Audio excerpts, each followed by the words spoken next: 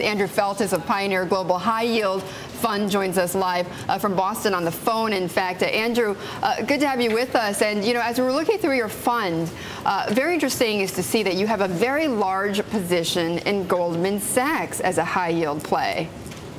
Yeah, well, really, there's two stories there. First is the story of the financials, and when these bonds, when the sector got downgraded back in 2008, all of a sudden they became part of the high-yield universe. So we had to get up to speed pretty quickly.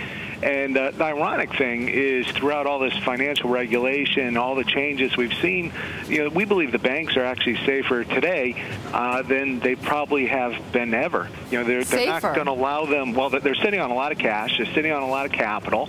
And the reality is that the trading activity is going to be more tightly controlled. The lending activity is going to be more tightly controlled.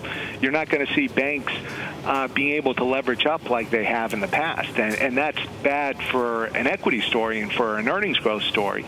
But from a bondholders' perspective, they're now safer investments than I think they were 2 or 3 years ago, even as the bonds are trading at substantially wider levels compared to the other sectors.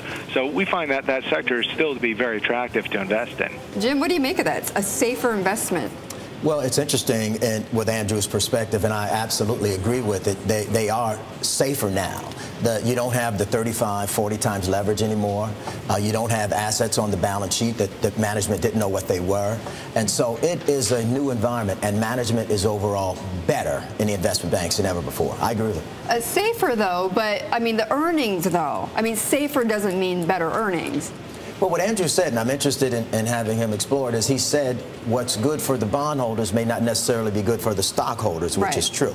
And but because with the stockholders, you want to see hyper growth, more leverage, more economic engines. But Andrew, are you concerned at all about the earnings potential of the, say, investment banks going forward? Well, I think clearly you're going to see slower trading profits out of these companies, but they're having a banner year as far as issuance. I mean, just look at the high-yield issuance. We had the biggest week ever in August. Usually you don't do anything in August, and we're on track for a record year. Investment-grade issuance is going to be off a little bit, but still at very high levels. So in a lot of ways, the quality of earnings is higher. But from a bond investor, it always goes back to we're not necessarily looking for earnings. What we're looking for are defensible assets and good cash flow. And under this new regulatory regime, and even if you didn't have the additional regulatory, if we just had stronger enforcement, there's going to be more of a capital cushion before we have to worry about having some kind of impairment on our securities. Andrew, do you get any sense, though, that we are getting to the last part of this record issuance of high-yield debt? Well, you still have a lot to work through, and really it's on the loan side, because during the good years, the loan guys took a lot of market share. And so what you've seen this being driven is not necessarily new issuance to fund LBOs or investment spending, but to basically refi those loans at a more stable type of capital. So I think that can continue going on. I think the high-yield market is going to take share from the loan market until we get back to more normal type levels. Issuance, though, Jim, on the muni side is lagging, though, right? Yeah, issuance, when you look at, Andrew makes an outstanding point, issuance overall for the investment banks is down overall, where you see more on the investment-grade corporates. You see nothing on the ABS side of the house. You see nothing on the mortgage side of the house. In municipals, though, it's been a good market.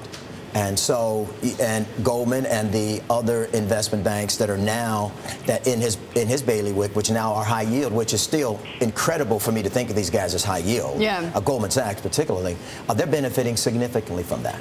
Okay, but the fact with the munis, though, and the fact that they've got all these troubles with these unfunded pension liabilities. Connect that back to Wall Street, though. That means less money for them, too, as well, right? Yeah, I mean, what you're finding now with the municipal issuers, and with municipal issuers and Wall Street and these liabilities is they're bonding to pay for these things. Right. And so you're seeing a lot of issuance to cover those deficits. Absolutely. Okay. All right, Jim. Hang on. But Andrew, thanks so much for joining us. Appreciate it. Andrew Feltus, our best in class of the Pioneer Global High Yield Fund.